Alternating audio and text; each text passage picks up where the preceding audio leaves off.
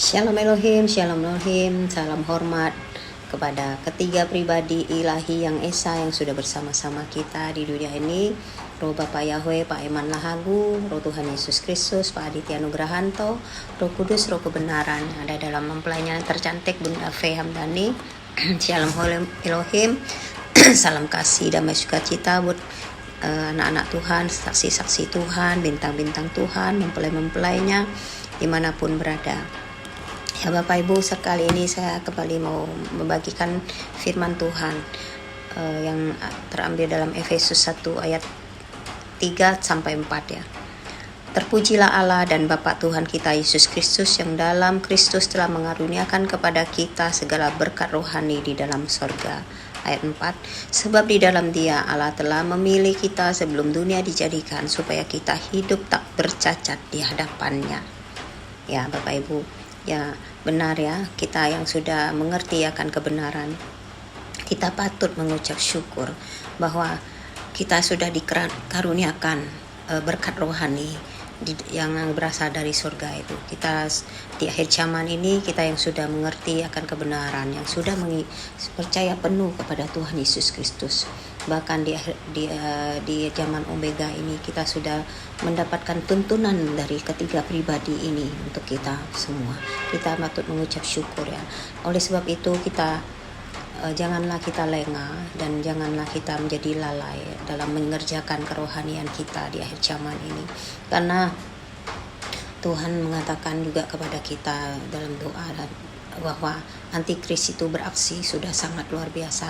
Dan mungkin dalam sekarang ini belum terlalu kelihatan pengontrolan mereka secara total seperti di kota saya, tempat tinggal saya di Hong Kong ini juga. Tuhan mengatakan bahwa antikris itu Hong Kong adalah salah satu dari elit global itu sendiri ya.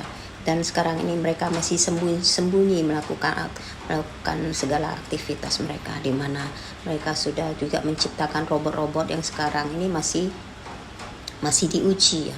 Nantinya akan dinyatakan, dan Tuhan mengatakan juga agar saya berhati-hati, dan kita semua ya, termasuk saya yang terkadang kita merasa lengah atau lalai. Dan di alam roh itu, bila kita merasakan diri kita ini ada masalah atau pencobaan hidup, segala pergumulan hidup mungkin akan membuat kita lelah atau membuat kita terkadang kita merasa pikiran kita mumet atau malah, maka di alam roh itu akan berpengaruh dalam diri kita. Termasuk saya juga ya, dalam akhir-akhir ini Tuhan mengatakan bahwa roh saya ini terpuruk dan saya dijerat oleh antikris itu. Jadinya Tuhan berharap kita semuanya kiranya tetap melakukan ketaatan kita. Saya terkhususnya yaitu untuk melakukan ketaatan setiap hari, harus mencari Tuhan lebih lagi, menjerit-jerit mencari Tuhan untuk meminta pertolongannya lewat segala persekutuan kita setiap harinya. Dalam doa kita harus fokus kepada Tuhan. Pikiran kita ini tidak boleh berjalan-jalan kemana-mana ketika kita melakukan persekutuan pribadi kita dengan Tuhan, agar roh kita itu menjadi semangat, agar roh kita terbangun dan tidak terpuruk, sehingga kita bisa melawan segala serangan-serangan antikris ini yang sudah luar biasa di dunia ini. Tiap-tiap kota, tiap-tiap negara, antikris akan bekerja nantinya, walaupun sekarang ini belum secara nyata mereka melakukan segala pengontrol mereka. Dan biarlah kita kiranya boleh terus menjaga diri kita agar kita tidak bercacat, dan kita tetap kudus, tidak bercacat di hadapan Tuhan. Kita boleh saling memotivasi dan membangun iman kita masing-masing di akhir zaman ini, waktu yang tinggal singkat ini. Saya juga berharap saya juga kiranya boleh diberikan kekuatan lagi, dan kiranya tetap ada dalam perlindungan Tuhan kita Yesus Kristus.